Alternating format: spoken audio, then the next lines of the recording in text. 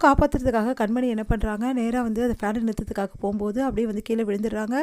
அதில ஷாக் அடிச்சு எல்லாருமே வந்து என்னாச்சு? ஒரு சவுண்ட் வருதுன்னு சொல்லிட்டு அந்த ரூமுக்கு வந்து பார்க்குறாங்க. உடனே அன்பும் கண்மணியும் ஹாஸ்பிட்டல்ல சேர்க்குறாங்க. அங்க வந்து அன்புக்கும் கண்மணிக்கும் வந்து சிகிச்சை வந்து குடுக்குறாங்க.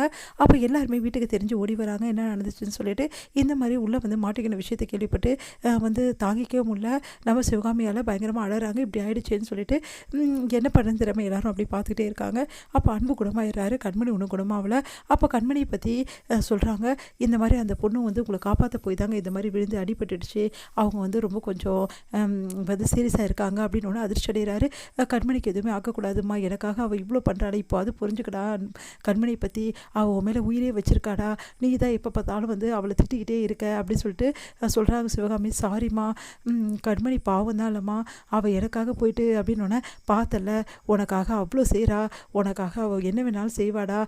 நீ வந்து இந்த உலகத்தை விட்டு போயிடுனா கூட போயிடுவாடா. அவளும் அதாம்மா சொன்னா. கடைசியா அந்த வார்த்தைய தாம்மா என்கிட்ட அவ பேசுனா அப்படின்னு அழறாரு.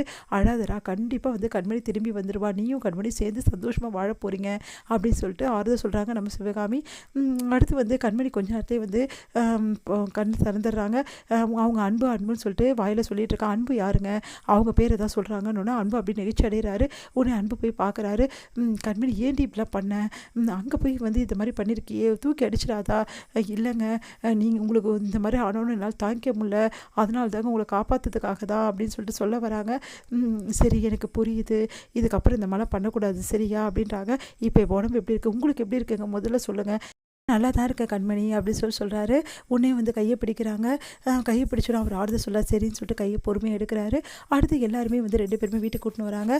இந்த மாதிரிலாம் வந்து நல்லா இருக்கா நீங்கள் பண்ணுறதெல்லாம்? எல்லாம் இந்த கண்மணியால் தான் வந்துச்சுன்னு சொல்லிட்டு பாட்டி அவங்கள திட்டுறாங்க. கோவம் வந்துடுச்சு. முதல் முறையாக வந்து அன்பு வந்து கண்மணிக்கு வந்து சப்போர்ட்டாக பேசுகிறாரு. பாட்டி 2 பேரும் தான் மாட்டிக்கணும். செஞ்சது தப்பு 2 பேரும் தான். அதுக்காக ஒருத்தரே வந்து குறை சொல்கிறது ரொம்ப பெரிய தப்பு பாட்டி அப்படின்னு அப்படியே அதிர்ச்சியாக பார்க்குறாங்க அவங்க. உன் பொண்டாட்டிக்கு இவ்வளோ சப்போர்ட் பண்ணுற, உண்மையை தான் சொன்னேன் பாட்டி, இது சப்போர்ட் என்ன இருக்குது அப்படின்னோடனே அன்பு வந்து இந்த மாதிரி கண்மணி மேலே அக்கறையாக பேசுகிறத பார்த்து சிவகாமிக்கு சந்தோஷம் தாங்கவே முடியல. ரொம்ப சந்தோஷப்படுறாங்க.